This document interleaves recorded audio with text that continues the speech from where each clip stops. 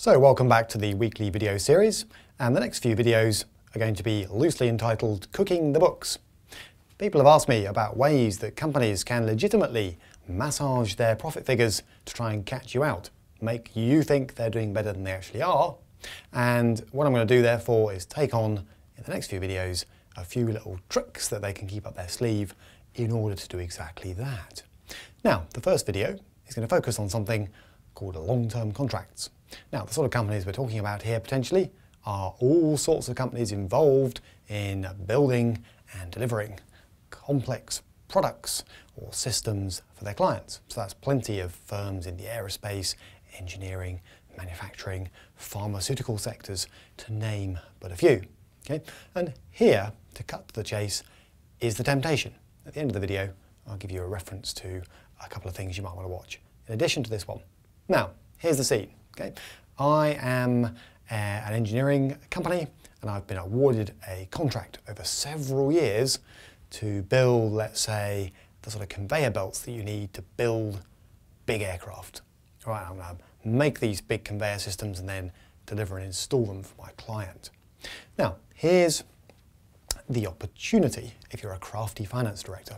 Well, let's say I'm expecting the profit on this 3-year contract to be £1 million in total. I'm not going to get that all at once. Okay, it's earned over a 3-year contract. Okay, and that's just the difference between my expected sales revenue, contract price agreed with the client presumably, minus future costs incurred. Okay, and I'm looking to basically allocate that over 3 years. Counts, it'll be prepared for a 12-month period, 3 years to allocate that £1 million profit over. How do I do it? Now, the next two ways I'm about to describe are perfectly legitimate. What I'm probably not going to do is dump the £1 million profit either here in year 1 or here in year 3. Okay, the contract's rolling for 3 years. If I take it all in year 1, there'll be nothing in year 2, nothing in year 3, which is a bit odd because I'll be busy building these products for my customer or my client over the next 3 years. And if I wait right until the end, be really cautious about it, that's going to look a bit odd too, because it'll be all costs here, and then suddenly a big profit at the end. So accountants let companies compromise. And here's where the scope for playing around with profits comes from. Here are two ways you can legitimately allocate the profit on this contract. You could take a common sense view that says, as I complete sections of the contract, I will book a profit in year 1, year 2, year 3. Okay? So imagine you could know that 50% of the contract is complete at the end of year 1. Presumably, in technical terms, there must be some way of proving that. There must be some inspection that could take place, for example, where someone could say, yes, you have done roughly half the work. We'll leave that outside the scope of this video. You get 30% of it done in year 2 and the remaining 20% in year 3. Okay? Using that method, sort of work completed, the £1 million would be spread roughly as follows. You'd take 500,000 in year 1, 300,000 in year 2, and 200,000 in year 3. That's your £1 million profit altogether. Now, you could be looking at this and thinking, well, that's not great, because as a profit and loss account profile, that's not fantastic. 532 is not the kind of nice growing profile that you might want as a finance director. So you'd be thinking, is there another way I could do this? All right? And there is. Legitimately, you could say, I know what I'll do. I won't book profit on the basis of sales, work completed. I'll book it on the basis of costs incurred. Now, you might have to have a little chat with the auditors, get this one past them. You might say, actually, I anticipate incurring, let's say, 30% of my costs in the first year, 30% in the second year, all right, and 40% in the third year. All right.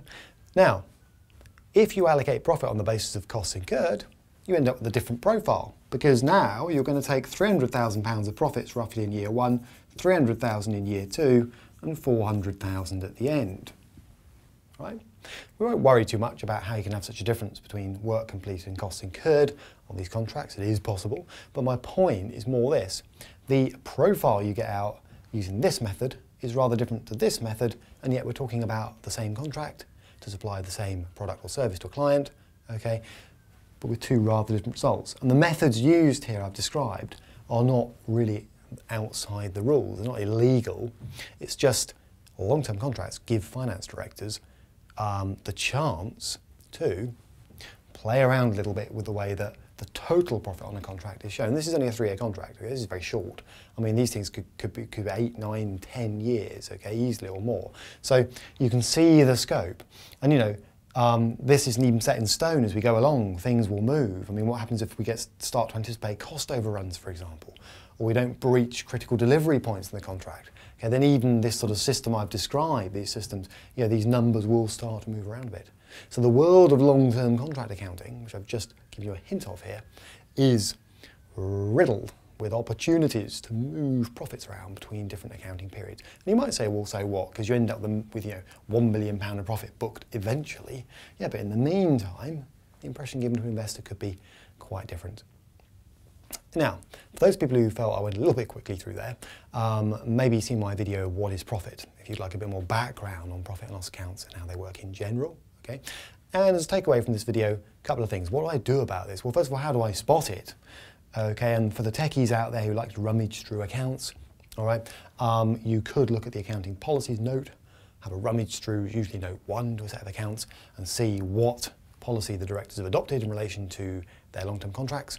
You may find they don't adopt the same policy on each contract, confusing, all right, and look out for any changes. Other investors will think, well, I don't really want to have to do all that. So another way around the problem is to follow cash flow rather than profits, because cash is harder to manipulate, if you like, it's harder to play around with. So the cash flow statement and the cash flow per share number might be a bit more reliable than profits.